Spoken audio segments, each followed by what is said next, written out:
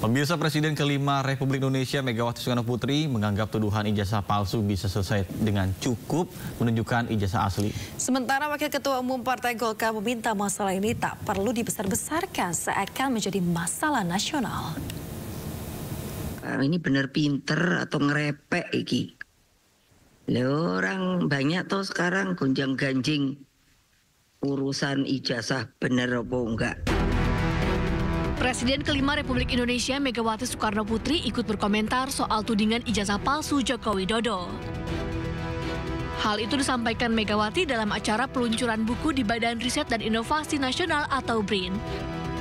Menurut Mega, persoalan tersebut bisa diselesaikan dengan mudah, yaitu cukup menunjukkan ijazah aslinya untuk membantah tudingan itu. Nah, supaya apa? Ini bener pinter atau ngerepek iki? Orang banyak tuh sekarang gonjang-ganjing urusan ijazah bener apa enggak. Lah kok susah amat ya? Kan kalau ada ijazah ya udah aja dong. Kasih aja, ini ijazah saya. Partai Golkar punya pendapat berbeda. Politisinya Idrus Marham menyebut Golkar tidak berkepentingan untuk ikut campur dalam kisruh ijazah Jokowi. Katanya perdebatan ini bisa diselesaikan baik-baik tanpa perlu dibesar-besarkan. Ini kan kita bicara tentang masalah sistem, itu biarlah itu ya. Jadi saya kira bagi kita janganlah jadi masalah-masalah yang bisa selesaikanlah dengan baik. Jangan jadi masalah, apalagi diangkat masalah seakan-akan masalah bangsa, masalah nasional kita, udahlah. Soal tudingan ijazah palsu, Presiden RI ke-7 Joko Widodo menutup pintu damai atas kasus dugaan ijazah palsu yang disidangkan di Pengadilan Negeri Solo, Jawa Tengah. Jokowi beralasan pintu damai ditutup lantaran dirinya merasa sangat terhina. Ya, ini kan bukan objek penelitian. Kan sudah menghina saya sehina-hinanya. Sudah menuduh ijazah itu ijazah palsu. Sudah merendahkan saya serendah-rendahnya. Ya nanti dibuktikan lewat proses hukum. Nanti akan kita lihat di proses di pengadilan seperti apa. Di tengah kontroversi ijazahnya yang dituding palsu, Presiden ke-7 RI Joko Widodo mengunjungi rumah dosen pembimbing akademisnya di Fakultas Kehutanan Universitas Gadjah Mada. Video pertemuan ini diunggah Jokowi melalui akun media sosial pribadinya. Keduanya berbincang selama 45 menit terkait masa-masa saat Jokowi menempuh pendidikan di UGM dulu. Tim Liputan, iNews melaporkan. Pemirsa, Presiden ke-7 RI Joko Widodo bicara mengenai peluang dirinya menjadi Ketua Partai Solidaritas Indonesia. Dirinya masih memperhitungkan peluang kemenangan jika mendaftar maju sebagai kandidat Ketua Umum PSI. Ketua PSI. Ketua Umum PSI, Pak. Iya, masih dalam kalkulasi. Jangan sampai kalau nanti misalnya saya ikut, saya kalah.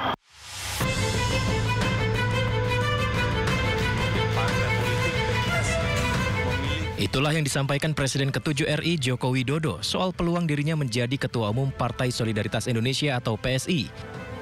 Jokowi membuka kemungkinan maju sebagai kandidat Ketua Umum PSSI. Menariknya, Jokowi masih kalkulasi dan mengaku belum tahu sejauh apa peluangnya. Misalnya mendaftar akan bersaing dengan anak sendiri, Pak, Mas Kaisang? Ya nggak tahu. Kalau saya mendaftar mungkin yang lain nggak mendaftar mungkin. Melihat peluangnya seperti apa, Pak? Ya belum tahu karena ini kan yang saya tahu katanya mau pakai e-voting, one man one vote. Seluruh anggota diberi hak untuk memilih. Diketahui Kongres PSI dijadwalkan akan berlangsung di Solo, Jawa Tengah pada 19 Juli 2025 mendatang dengan agenda utama pemilihan Ketua Umum baru. Tim Liputan iNews melaporkan. Sementara itu, pengamat politik Henry Satrio mengatakan bahwa persentase Joko Widodo menjadi ketua umum PSI sangatlah tinggi.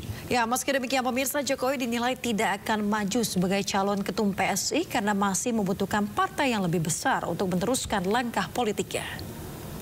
Jokowi menjadi ketua umum PSI sih tinggi sekali, besar itu. Tapi pertanyaannya, Pak Jokowinya mau atau tidak? Sebab kan sudah jadi rahasia umum. Ya, nampaknya ini disiapkan menjadi perahu salah satu anaknya Pak Jokowi, ya saat ini Mas Kaisang yang menjadi ketua umumnya. Tapi kalau menurut saya kecil kemungkinannya Pak Jokowi mau mengambil kursi ketua umum PSI.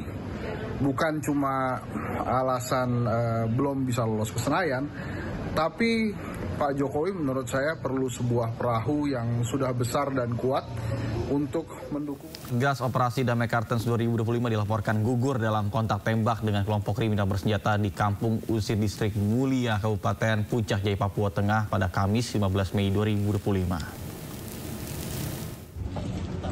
Pemirsa, 2 personel Satgas Operasi Damai Kartens 2025 yang gugur dalam kontak tembak di Distrik Mulia Puncak Jaya adalah Bribda Dedi Tamburan dan juga Barada Raymond Rere. Kedua korban sempat dievakuasi ke RSUD Mulia, namun nyawanya tak bisa diselamatkan. Kedua jenazah kemudian dievakuasi ke Timika untuk disemayamkan ke Makobrimob Detasemen B Timika sebelum dikembalikan kepada pihak keluarga. Kepala Satgas Humas Damai Kartens, Kombes Yusuf Sutejo menyatakan kontak tembak dengan KKB yang dipimpin Terius Enumbi terjadi di Kampung Usir, Distrik Mulia, Puncak Jaya. Satgas Operasi Damai Kartens masih menyisir wilayah sekitar TKP guna memburu anggota KKB.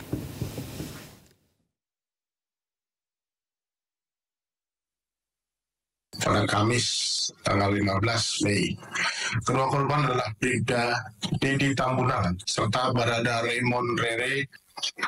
Keduanya merupakan personel aktif dalam Satgas Operasi Damai Kartens 2025. Kedua korban sempat dievakuasi ke RSUD Mulia, namun saat tiba di rumah sakit, mereka dinyatakan telah meninggal dunia.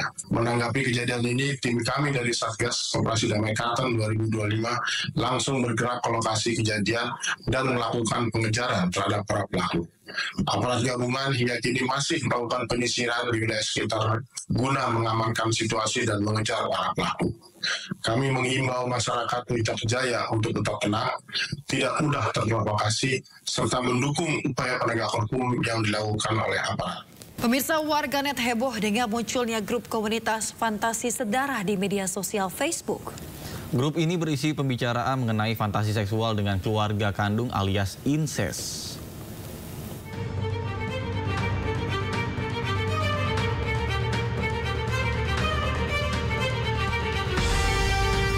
Dalam grup komunitas yang berada di Facebook dengan nama Fantasi Sedarah ini berisi cerita-cerita fantasi seseorang dengan keluarga kandungnya. Seperti ayah terhadap anak kandungnya atau seorang anak dengan ibu kandungnya. Grup ini diketahui telah memiliki lebih dari 40.000 anggota yang tergabung di dalamnya. Dan usai viral, grup dengan nama Fantasi Sedarah itu pun berganti nama menjadi Suka Duka. Usai ramai dikecam masyarakat, Kementerian Komunikasi dan Digital Komdigi memblokir 6 grup Facebook yang memiliki konten mesum.